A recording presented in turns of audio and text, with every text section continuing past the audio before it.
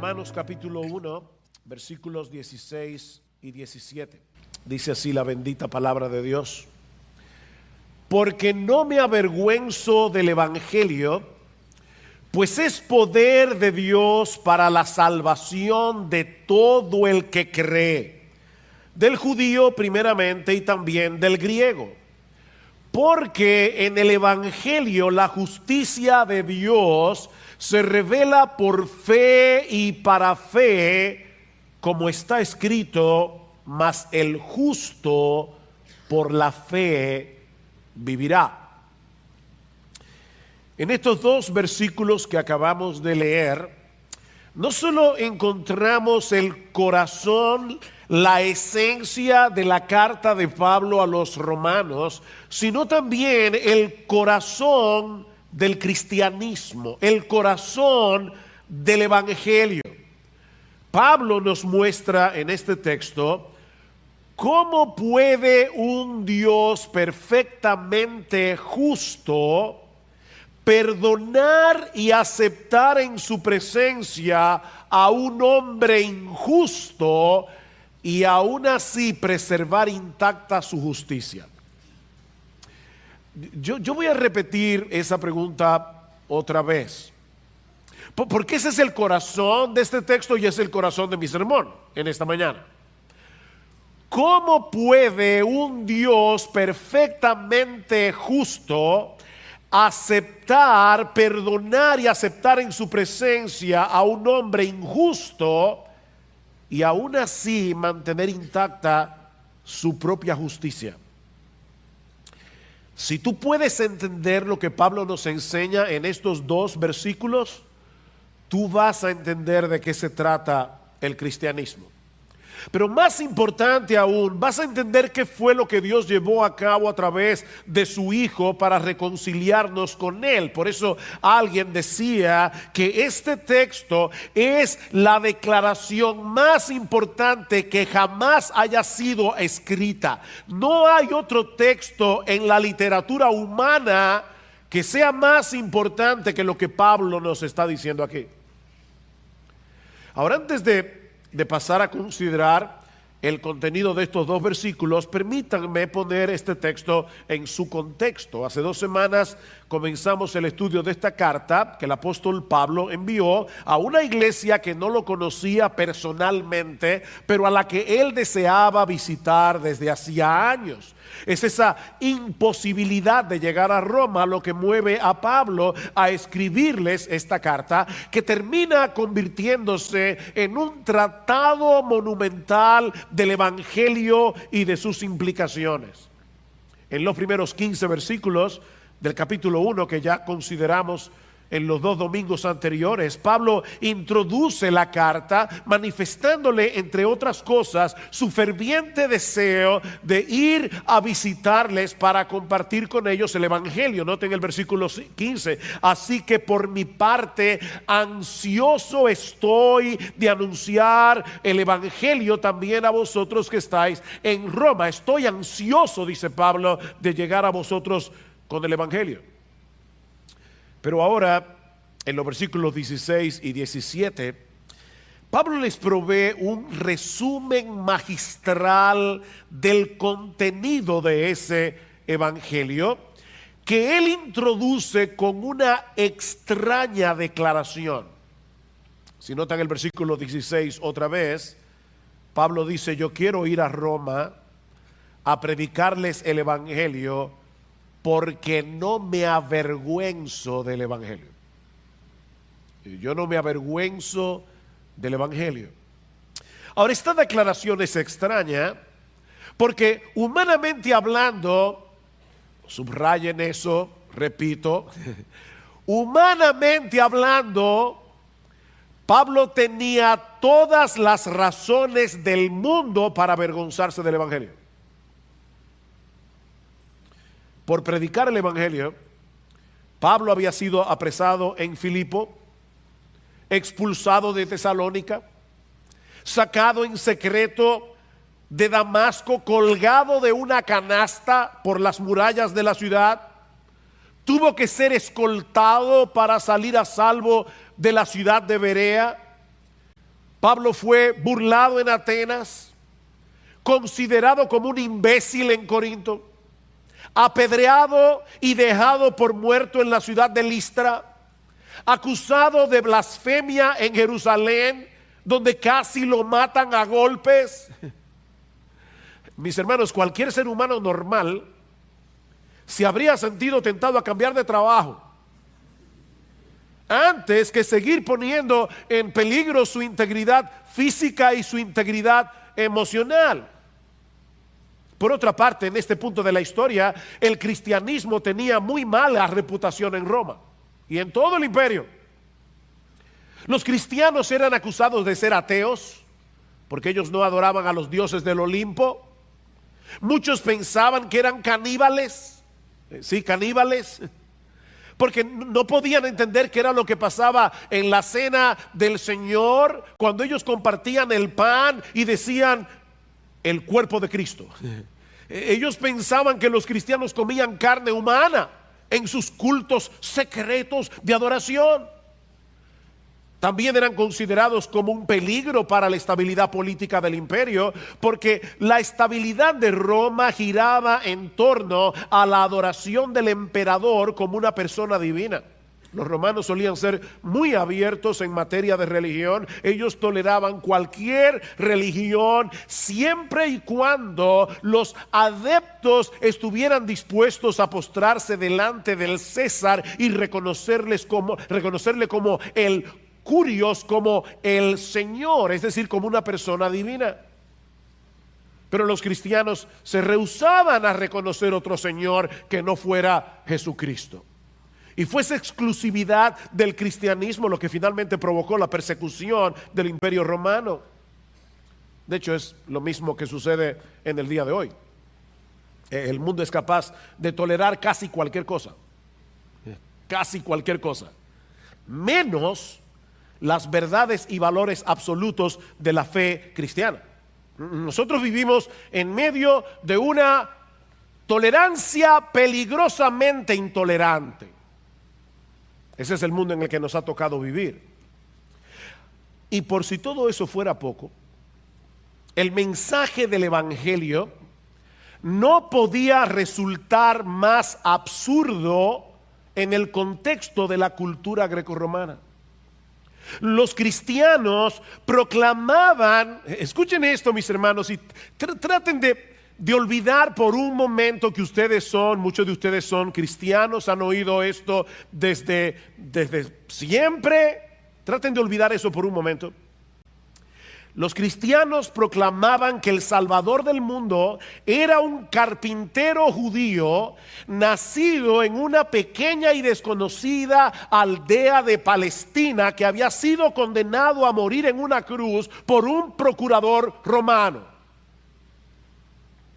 La muerte por crucifixión era el peor tipo de castigo que se aplicaba en aquellos días. Era tan cruel y tan vergonzosa que se reservaba para los peores criminales y estaba prohibido que un ciudadano romano muriera por crucifixión. De manera que la idea de que el destino eterno de los hombres dependiera de nuestra relación con un judío crucificado en esta cultura era el colmo de la estupidez.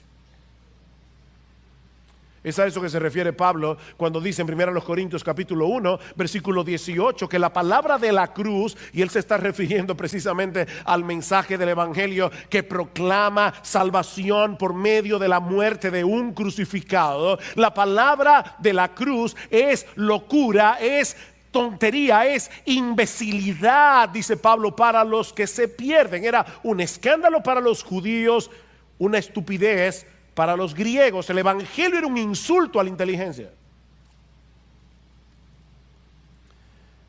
Por eso no es difícil suponer que algunos cristianos en Roma, y yo sospecho que algunos aquí,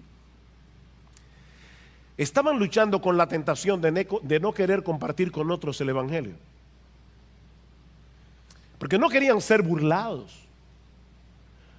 Porque no querían ser tenidos por imbéciles. Yo no sé tú, pero yo creo que pocas cosas pueden resultar más difíciles de soportar que el rechazo y la vergüenza. Y sin embargo, ahora Pablo les dice, ¿saben qué? Yo tengo años deseando ir a Roma. Tengo años deseando ir a Roma porque yo quiero predicarles el Evangelio. Y la razón por la que yo quiero predicarles el Evangelio es porque yo no me avergüenzo del Evangelio. Es una declaración extraordinaria. Viéndolo en ese contexto. Yo no me avergüenzo del Evangelio, ni quiero que ustedes se avergüencen tampoco. Ahora déjenme decirles, Pablo era un buen maestro, no solamente hace una declaración, permítanme explicarles por qué a pesar de todo lo que me ha sucedido, por qué a pesar de que el Evangelio es una locura en la cultura greco-romana en la que nos ha tocado vivir, déjenme explicarles por qué yo no me avergüenzo del Evangelio. Y Pablo da 4 razones aquí. La primera es porque el Evangelio es el poder salvador de Dios. Versículo 16. Porque no me avergüenzo del Evangelio, pues es poder de Dios para la salvación de todo el que cree. Pablo sabía que ese mensaje que resultaba tan absurdo para la mente humana era en realidad el poder omnipotente de Dios para salvar a los pecadores. Porque Pablo va a decir en 1 Corintios capítulo 1 versículo 24 que lo débil de Dios es más fuerte que los hombres. Lo que los hombres tienen por débil en Dios es más fuerte que los hombres. La palabra griega que se traduce aquí como poder es una palabra que ustedes conocen, es la palabra dunamis, de donde viene nuestra palabra dinamita. La palabra, dice Pablo, es el poder explosivo de Dios, pero no para destruir, sino para construir, para salvar. Es un poder que transforma, es un poder que reconstruye una vida humana que está despedazada internamente en el asiento mismo de su personalidad, una mente, un corazón, una vida que está destrozada por causa del pecado. El Evangelio es poder de Dios para hacer eso. Yo no me avergüenzo del Evangelio, dice Pablo, porque no existe en el mundo ningún otro mensaje como el Evangelio. No existe ninguna terapia psicológica que pueda hacer lo que solo el Evangelio es capaz de hacer en la vida de otro ser humano. Y Pablo sabía eso por experiencia propia, porque ese poder omnipotente obró en su propia vida para convertirlo en un apóstol, habiendo sido él un perseguidor de la iglesia. Hubo una época en que Pablo aborrecía con todas las fuerzas de su corazón el nombre de Jesús. Hubo una época en que este hombre había tomado como la misión de su vida. Pablo existía, llegó un momento que la misión de su vida era dedicar todas sus energías a la destrucción del cristianismo. Pablo era un blasfemo. Pablo era un agresor. Pero el poder explosivo del Evangelio lo transformó. El poder explosivo del Evangelio cambió por completo su perspectiva de la realidad, a tal punto que ese Jesús que antes aborrecía se convirtió en la pasión de su vida. Pablo no se avergonzaba del Evangelio porque sabía por experiencia el poder de ese Evangelio para transformar realmente la vida de un hombre. Ahora, yo quisiera en esta mañana que Dios me dé la capacidad de poder ir a través de cada palabra de este texto.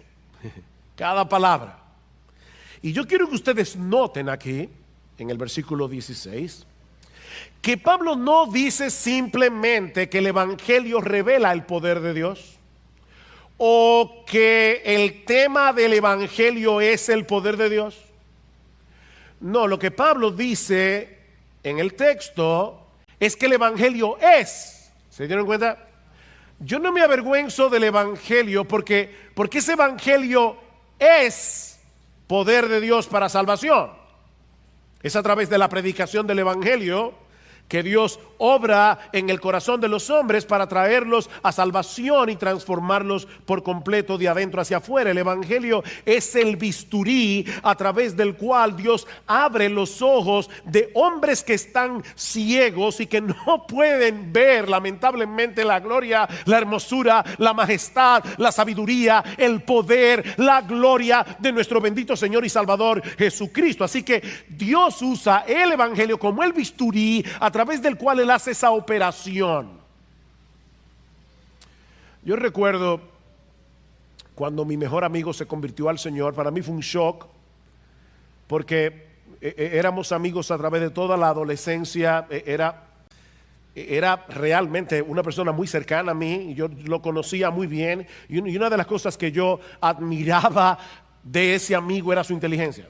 Siempre pensé que este amigo era mucho mejor que yo en todo, en todo. En la escuela él sacaba mejor nota que yo, nos metíamos en un deporte y él jugaba mejor que yo. Una vez entramos juntos a aprender a tocar guitarra y al poco tiempo ya él estaba tocando guitarra y yo estaba maltratando la guitarra. Él era mejor que yo en todo.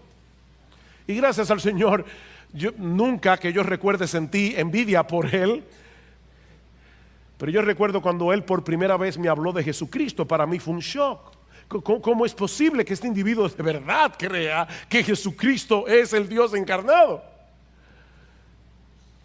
Y recuerdo una noche hablando con él acerca de ese tema, me decía, ¿qué tú crees de Jesucristo? Yo decía, bueno, era un hombre adelantado para su época. ¿Han oído eso? Unos días más tarde, yo comencé a leer la Biblia.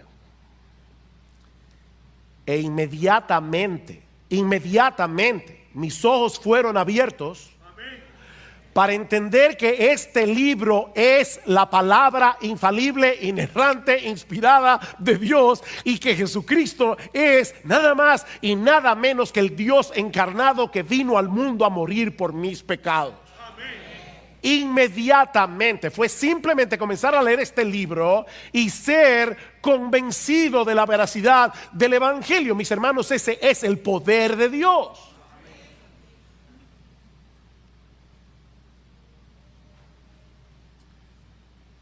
Es el bisturí que te opera de cataratas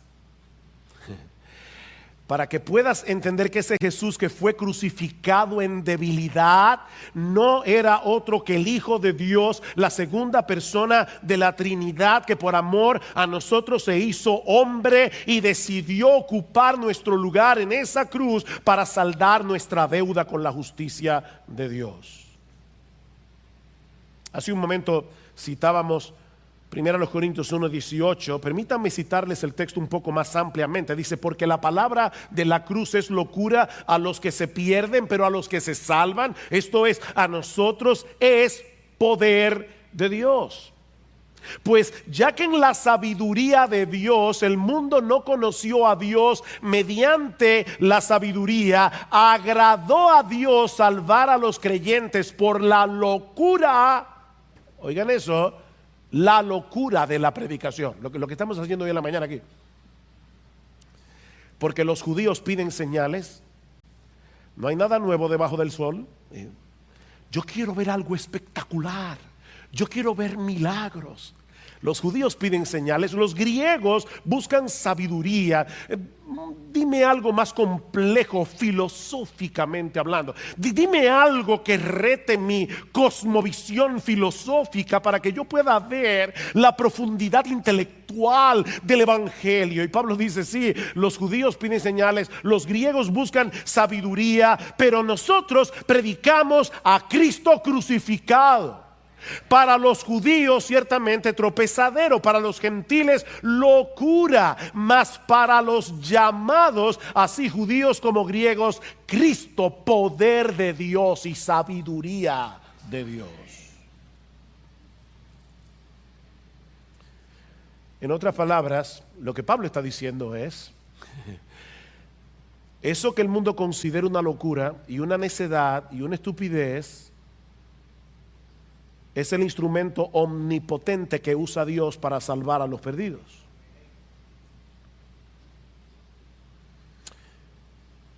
Esta palabra que se traduce como salvación significa liberación, significa ser rescatado a tiempo de un peligro inminente. Ser salvado, libertado, rescatado de la ruina, de la destrucción. Y eso nos lleva a preguntarnos si el Evangelio es poder de Dios para salvación, ¿salvación de qué? ¿Recuerdan esa famosa frase? Si Cristo es la respuesta, ¿cuál es la pregunta? Necesitamos salvarnos. ¿Salvarnos de qué? Mis hermanos, esta pregunta es extremadamente importante porque muchos buscan el Evangelio por razones equivocadas. Y lamentablemente muchos predican el Evangelio dando razones equivocadas. Ven a Cristo y toda tu vida será dichosa y tú serás multimillonario y todos tus problemas se van a solucionar, tu familia será hermosa, tu esposo te va a querer. Escucha lo que sigue diciendo Pablo en nuestro texto. Porque no me avergüenzo del Evangelio, pues es poder de Dios para salvación de todo el que cree, del judío primeramente y también del griego. Porque en el Evangelio la justicia, la justicia de Dios se revela por fe y para fe, como está escrito, mas el justo por la fe vivirá, porque... Aquí está la necesidad del Evangelio. Porque la ira de Dios se revela desde el cielo contra toda impiedad e injusticia de los hombres que con injusticia restringen la verdad. El hombre se pasa la vida tratando de evadir la verdad. El hombre se pasa la vida evitando llegar a la conclusión evidente de que existe un Dios a través de todo lo creado. Es lo que Pablo está diciendo aquí.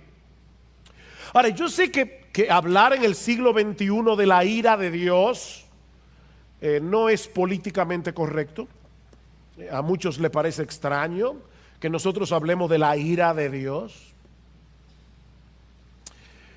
porque no pueden aceptar el hecho de que un Dios de amor al mismo tiempo experimente ira. Por eso es importante aclarar que la ira de la que Pablo está hablando aquí no es ese tipo de rabia ciega que lleva a las personas a actuar sin control. ¿Han visto eso?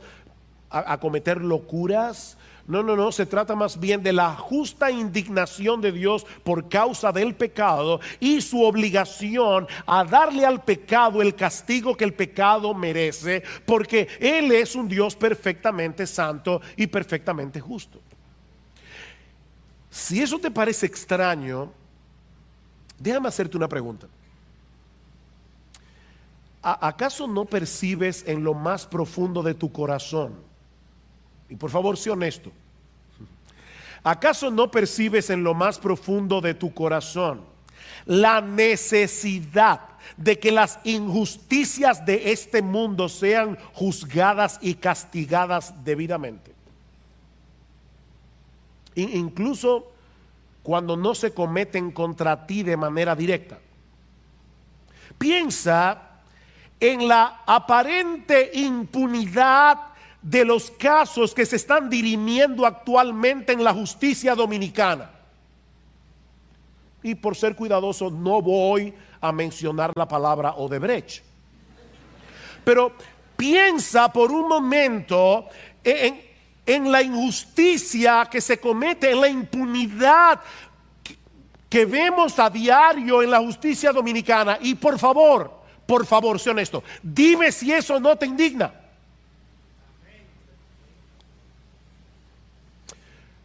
¿O acaso no te produce indignación lo que está sucediendo actualmente en Venezuela?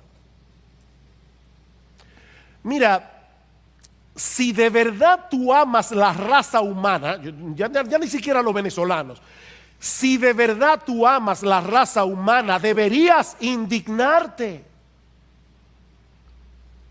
¿Sabes por qué? Porque la ira y el amor no son incompatibles, sino todo lo contrario. Es imposible amar sin sentir indignación cuando se daña lo que amas. ¿Oíste eso? Es imposible amar y no sentir indignación. Si tú no sientes indignación, tú eres un apático, eres un indiferente, no una persona que ama.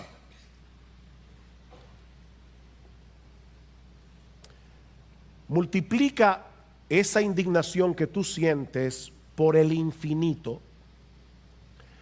y tendrás una idea muy débil de lo que significa para un Dios perfectamente santo y justo el pecado de sus criaturas. Él nos creó para su gloria. Él nos creó para que tuviéramos una deleitosa comunión con Él. Pero ¿saben lo que sucedió? Que a final de cuentas tú y yo nos convertimos en ladrones de gloria. Tú y yo queremos gloria para nosotros mismos. Tú y yo queremos fama. Tú y yo queremos llamar la atención, ser el centro de atención. Nosotros, criaturas creadas para glorificar al único que merece gloria, para glorificar al único que tiene gloria, nos convertimos en ladrones de gloria. Decidimos vivir para nosotros mismos y violar continuamente la ley moral de Dios. ¿Sabes cuál es tu problema y el mío? Que nosotros anhelamos que los otros reciban lo que justamente merecen por sus pecados, pero al mismo tiempo alimentamos la esperanza de que Dios se haga de la vista gorda cuando se trata de nuestros pecados.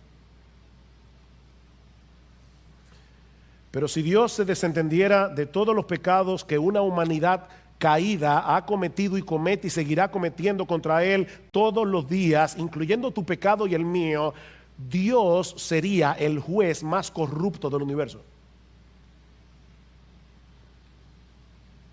De manera que la razón por la que necesitamos el Evangelio no es porque te sientes solo, no es porque experimentamos un vacío existencial que necesita ser llenado, no es porque tenemos un serio problema con la justicia de Dios por causa de nuestros pecados. Tú tienes un serio problema con la justicia de Dios por causa de tus pecados. Escucha lo que dice Pablo en Romanos capítulo 3, versículo 10. Esa es una radiografía de la raza humana. Pablo dice, como está escrito, no hay justo ni aún uno, no hay quien entienda, no hay quien busque a Dios. Todos se han desviado, a una se hicieron inútiles, no hay quien haga lo bueno, no hay ni siquiera uno. No hay uno. Constantemente violamos la ley moral de Dios, incluyendo los dos mandamientos más importantes. Comenzando por ahí, amarás al Señor tu Dios con todo tu corazón, con toda tu alma, con toda tu mente, con todas tus fuerzas. Amarás a tu prójimo como a ti mismo. ¿Sabes que no hay un ser humano que obedezca a ninguno de esos dos mandamientos ni por un segundo?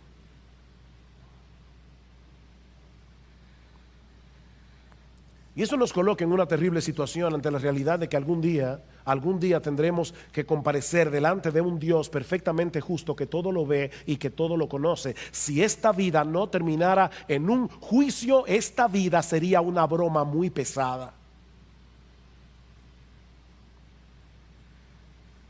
Así que la razón por la que Pablo no se avergonzaba del Evangelio es porque ese mensaje es la única solución provista por Dios para resolver este problema. Hay una sola persona en todo el universo que puede salvarte de Dios. ¿Sabes quién es? Dios mismo.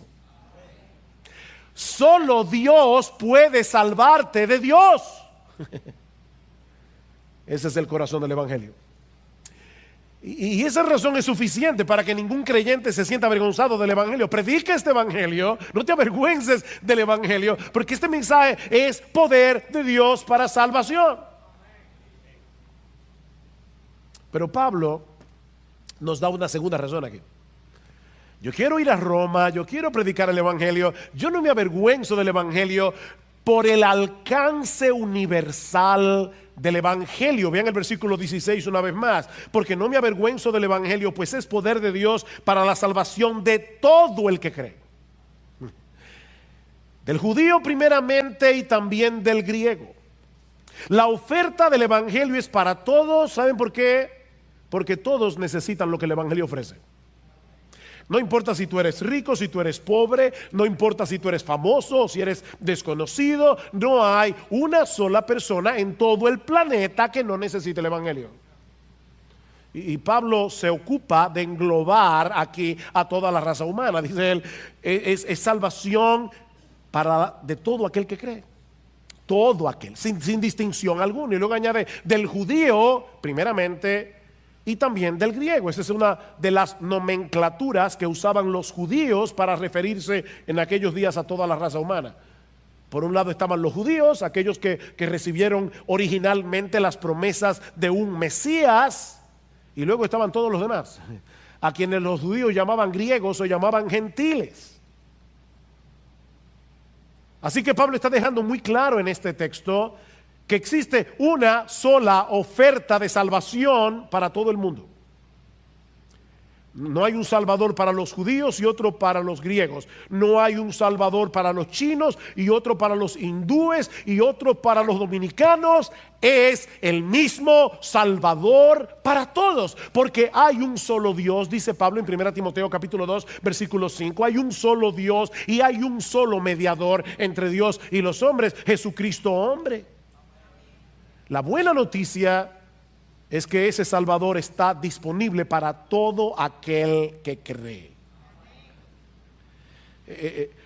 En un sentido, el evangelio es exclusivo porque proclama salvación únicamente en Cristo, solo en Él. Yo soy el camino y la verdad y la vida, dijo Jesús. Nadie viene al Padre sino por mí. ¿Oíste eso? Yo soy el camino, no un camino entre muchos. Yo soy el camino, yo soy la verdad, yo soy la vida. Nadie viene al Padre sino por mí. Es exclusivo, pero al mismo tiempo es universal, porque está disponible para cualquiera que deposite su fe únicamente en Él. Es para todo aquel que cree. Tú no tienes que esforzarte y tratar de ser lo suficientemente bueno como para merecer el evangelio. No te esfuerces. No trates de ser lo suficientemente bueno. Tú no tienes que tener un grado académico. No tienes que ser buen mozo, qué bueno. No tienes que haber sido lo suficientemente exitoso en la vida como para que Dios te tome en cuenta. Es simplemente creer. A veces aparecen ciertas ofertas en el periódico que nos parecen increíblemente atractivas. El problema es que muchas veces, y en letras pequeñas, hay una nota al final que dice ciertas restricciones aplican. ¿Han visto eso? Y cuando vas a la tienda te lo sacan en cara. ¿Sabes qué, mi amigo? Eso nunca te va a suceder con el evangelio. Nunca. La razón de por qué Pablo quería predicar este evangelio en Roma es porque la oferta era para todos. Es para todo aquel que cree sin ninguna restricción. Es para un estafador como Zaqueo el publicano. Es para un blasfemo y perseguidor como Pablo. Es para un moralista como Nicodemo. Es para todos. Siempre y cuando reconozcas tu pecado y confíes únicamente en Cristo para salvación. Y quiero resaltar aquí la palabra únicamente. Únicamente. Voy a decir algo profundo. Espero que hayan dormido bien. Lo que estoy tratando de decir es que creer en Cristo es creer en Cristo. O sea,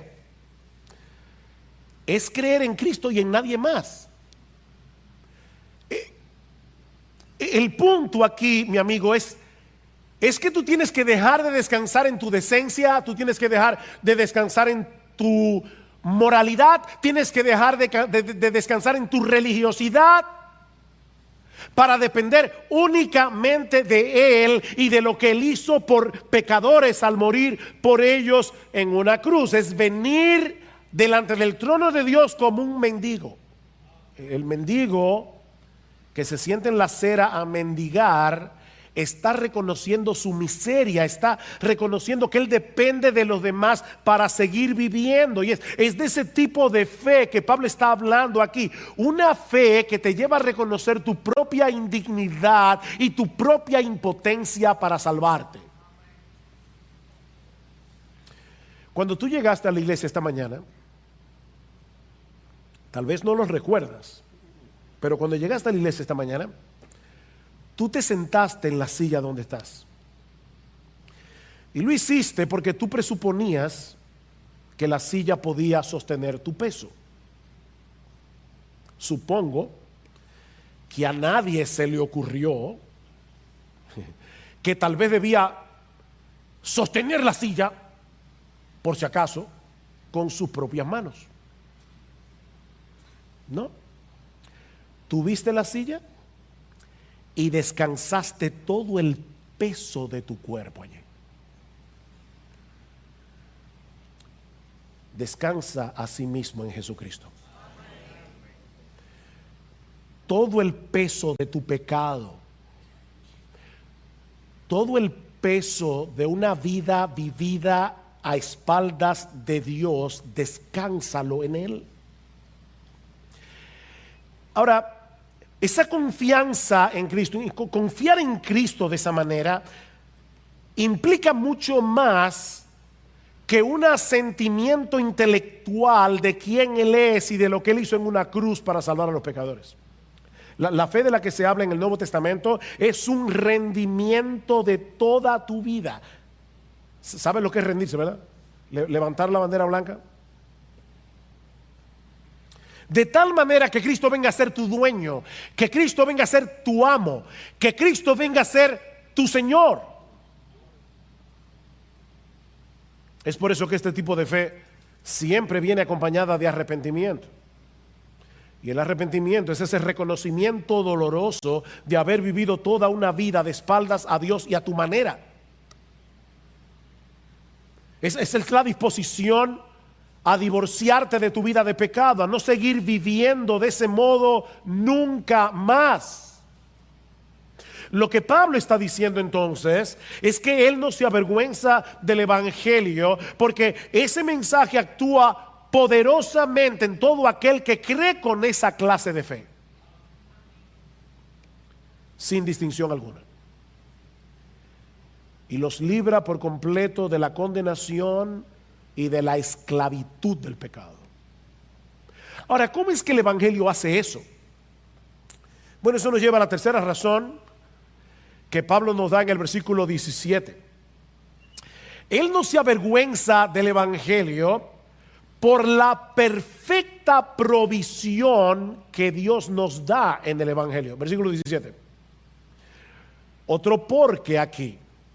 Porque en el evangelio la justicia de Dios se revela por fe y para fe, como está escrito, mas el justo por la fe vivirá.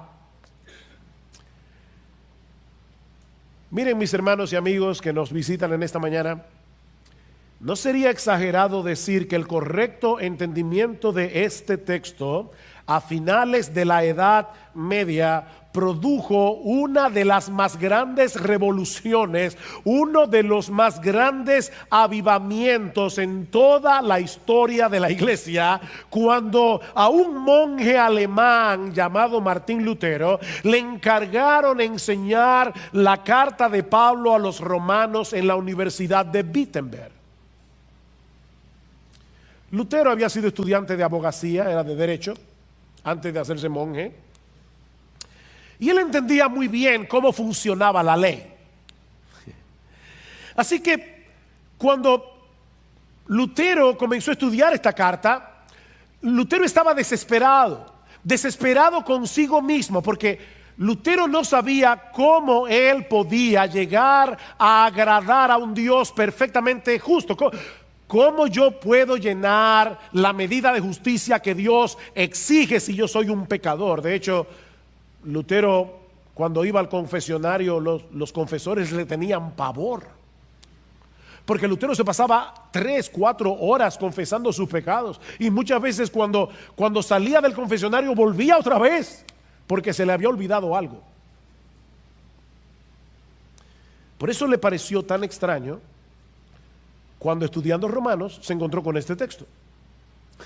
La palabra evangelio significa buena noticia. Y la pregunta de Lutero es: ¿cómo Pablo puede decir en este texto que el evangelio es una buena noticia porque revela la justicia de Dios? Eso no es una buena noticia, saber que Dios es justo. No es una buena noticia saber que ese Dios perfectamente justo algún día le va a dar a cada cual lo que merece. Como Pablo nos dice aquí: yo no me avergüenzo del evangelio, porque en esta buena noticia se revela la justicia de Dios. Hasta que Lutero entendió que Pablo no está hablando aquí del carácter justo de Dios, sino de la justicia que Dios provee como un regalo gratuitamente por gracia, por medio de la fe a los que no tienen justicia. Esta es la justicia que viene de Dios hacia el pecador. Es la justicia que Él provee como un regalo, como un don de gracia por medio de Jesús. ¿Recuerdan la pregunta que yo hice al principio? ¿Cómo puede un Dios perfectamente justo aceptar en su presencia a un pecador injusto y seguir siendo justo? La respuesta a ese dilema es Jesús. Jesús es la respuesta.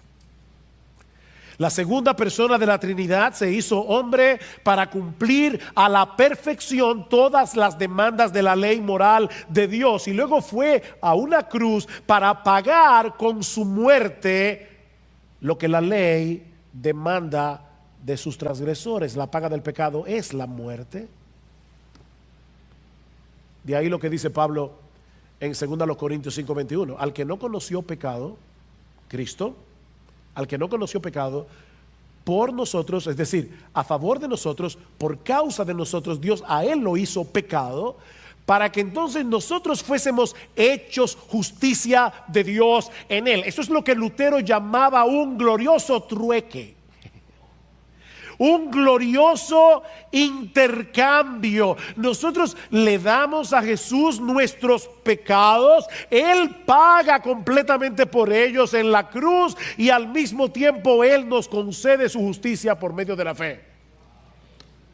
Por eso Pablo dice más adelante en Romanos capítulo 3 versículo 27: ¿dónde pues está la jactancia? ¿Hay alguien que se pueda jactar de ser creyente aquí? ¿Hay alguien que pueda llegar al cielo diciendo: bueno, aquí estoy, Señor, esta salvación fue sudada? No, tú no la sudaste, otro la sudó por ti.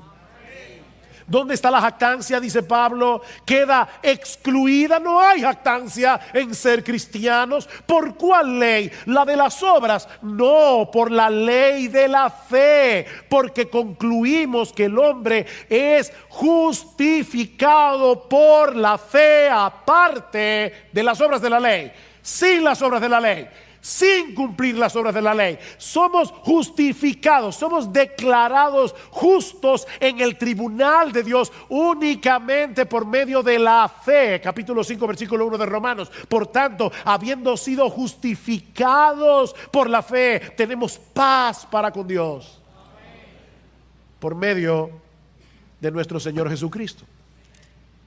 Estamos en paz, no tenemos cuentas pendientes con la justicia de Dios. ¿Qué es entonces lo que se revela en el evangelio?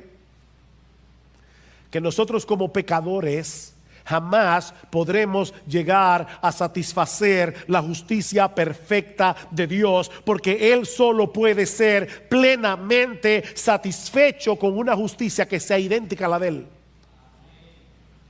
Dice el profeta en Isaías 64:6 que nuestras obras de justicia son como un trapo de inmundicia delante de Él. De manera que la única justicia que Dios acepta en su presencia es la justicia perfecta de su Hijo, la cual es puesta en nuestra cuenta por medio de la fe. Ese es el corazón del Evangelio. Que somos declarados justos en la presencia de Dios, aceptando por la fe que Él nos concede como un regalo por medio de la fe en Jesucristo. Es una justicia que nos es ajena, es una justicia que jamás podremos alcanzar por nosotros mismos. Pablo dice en Efesios 2:8, texto muy conocido: porque por gracia sois salvos por medio de la fe, y esto no de vosotros, pues es un regalo de Dios, no por obras, para que nadie se gloríe. Mi amigo, déjame decirte algo: tus buenas obras son como dinero de monopolio en el cielo. No tiene valor, es dinero de monopolio. Mi amigo, esa moneda de tus buenas obras no circula en el cielo. Dios tiene que darte la justicia que tú necesitas. De lo contrario, jamás podrás estar en su presencia, y esa justicia solo se encuentra en su Hijo.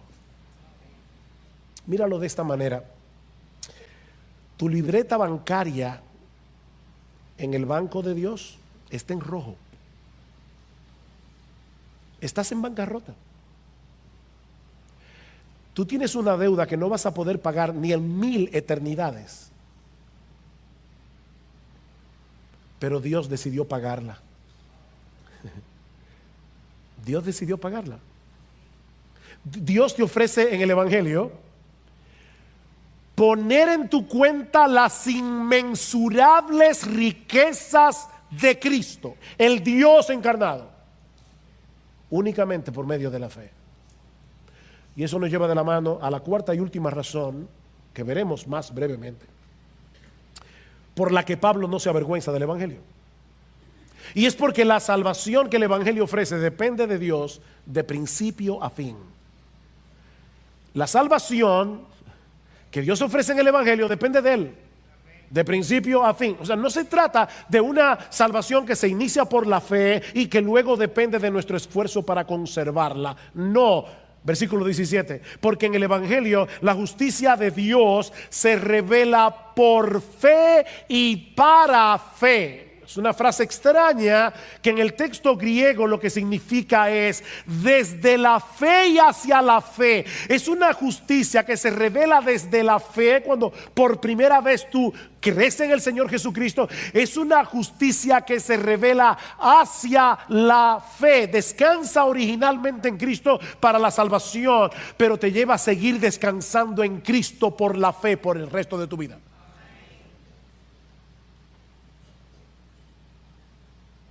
Continuamente vas a tener que estar aplicándote la justicia de Cristo por la fe. Continuamente vas a tener que seguir descansando en el favor que Dios otorga a sus hijos por gracia, únicamente por causa de Jesús. De ahí la cita de Pablo al final del versículo 17, como está escrito. ¿Dónde está escrito? En Habacuc, capítulo 2, versículo 4, como está escrito: mas el justo por la fe vivirá. Así que este mensaje no es nuevo, es el mismo del Antiguo Testamento. Es el mismo mensaje en los dos testamentos. Dios no tenía un plan A y un plan B, solo un plan A. Mas el justo por la fe vivirá. Dios le está recordando aquí al profeta Habacuc que en medio de las circunstancias difíciles de la vida debemos confiar en Él, aunque no seamos capaces de entender lo que Él está haciendo. Así que la vida cristiana comienza con un acto de fe cuando descansamos únicamente en Cristo para salvación. Continúa descansando en Él por la fe en medio de los retos y de las dificultades que seguramente vamos a enfrentar en nuestra vida cristiana, incluyendo el hecho de tener que lidiar con nuestras propias debilidades y pecados. Es de fe hacia la fe. De manera que lo que al mundo le parece una locura, que la salvación dependa de un Salvador crucificado es la única esperanza que este mundo tiene. No hay salvación para nadie fuera del Dios encarnado, que voluntariamente decidió asumir nuestra culpa en la cruz del Calvario, y Dios usa ese mensaje con poder para cambiar corazones de piedra en corazones de carne. La fe viene por el oír y el oír por la palabra de Dios. Dios usa este mensaje para que los pecadores vengan a Él y se reconcilien con Él por medio de la fe. Es por eso que los creyentes no debemos avergonzarnos del Evangelio. Oh, mi hermano, no te avergüences del Evangelio. Sí, no es políticamente correcto predicar el Evangelio en este mundo pluralista y relativista en el que nos ha tocado vivir, un mundo de mente abierta. No te avergüences del Evangelio, porque no hay otro mensaje en el mundo que sea capaz de hacer lo que el Evangelio puede hacer. No te avergüences del Evangelio, mi hermano, porque no hay un ser humano en todo el planeta que no esté necesitado de esa salvación que el Evangelio ofrece únicamente por gracia, únicamente por Cristo, únicamente por medio de la fe. Predica el Evangelio, mi hermano, porque este Evangelio sigue siendo poder de Dios para salvación, y Jesucristo sigue siendo un poderoso Salvador para llamar a los hombres a la fe por medio del Evangelio. Por experiencia propia sabemos que muchos de los que hoy se burlan, mañana puede ser que estén alabando su bendito nombre, porque fueron transformados por el poder del Evangelio que hoy consideran una locura. Y si tú estás aquí sin Cristo en esta mañana, mi amigo, yo te ruego, no te vayas de este lugar despreciando el extraordinario regalo de salvación que Dios nos ha dado en Cristo. Mira, mi amigo, si hubiera otra forma de salvación, Dios no habría enviado a su propio Hijo a morir en una cruz, una muerte tan cruel y tan vergonzosa. No hay otra manera. Solo Dios puede salvarte de Dios. Solo Dios puede satisfacer perfectamente su propia justicia, y esa justicia está en su Hijo y en nadie más. Fuera de Él, solo te resta la expectativa de llegar al día del juicio vestido con los harapos de lo que tú crees que es tu propia justicia. Y créeme, serás condenado, porque el veredicto ya fue emitido en la corte celestial.